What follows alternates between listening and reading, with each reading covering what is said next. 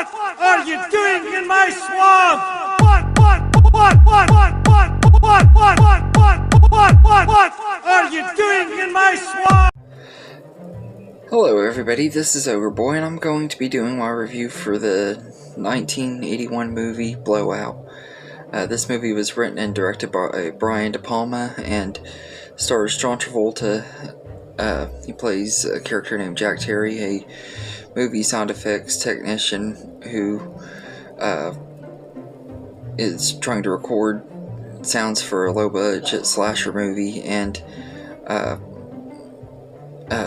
captures the audio evidence of an assassination involving a presidential candidate who's and he saves this girl that's in the car, which the man was having an affair with, and they think that they were trying to assassinate both of them and everything, and they were trying to unravel the mystery and everything. It's kind of like a thriller mystery type thing, and as the movie progresses, we find out that the killer is played by John Lithgow. He goes by the Liberty Strangler, and everything. This is a really good movie. I've always absolutely loved this movie. I think it's a really great story, really good thriller. Every time I watch it, keeps me on the edge of my seat, even though I know what's going to happen. And it has a really great cast.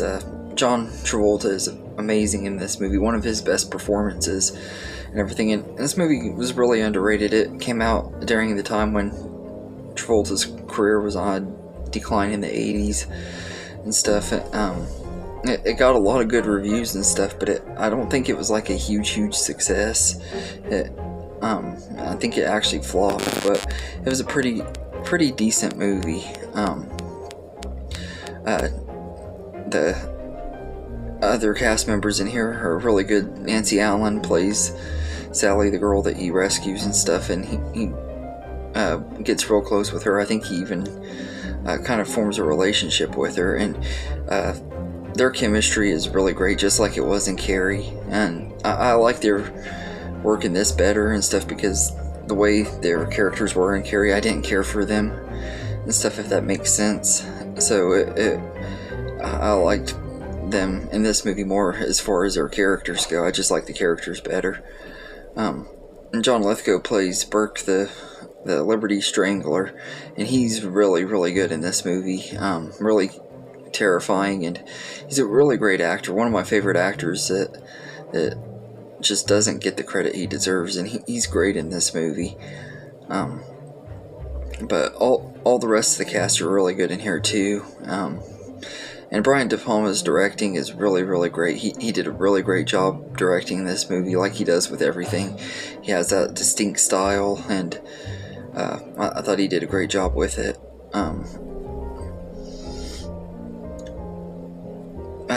Pino Donaggio did the score for this movie, and it's really good, really creepy, and brings that creepiness factor into the thriller part of the story. And also like the music and stuff that's playing at the beginning of the movie, because it opens like a slasher movie, kind of paying homage to Halloween. I thought that was really awesome and stuff. I never noticed it before, I guess, because I hadn't watched this movie since I saw Halloween for the first time a few years ago.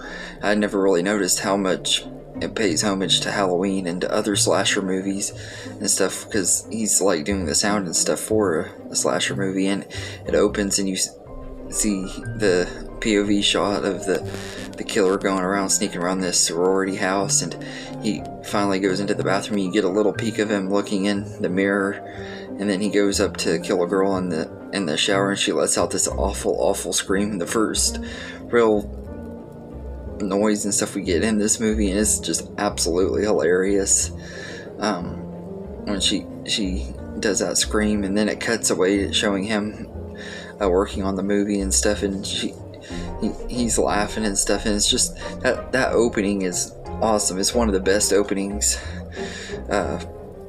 in one of the John Travolta's movies and stuff. It's just really great opening and everything, and it just, this movie was a lot of fun. It has a lot of political stuff in it, which I'm not really a big political person. I'm not into a lot of political stuff, but I found the story to be intriguing, and it was really entertaining.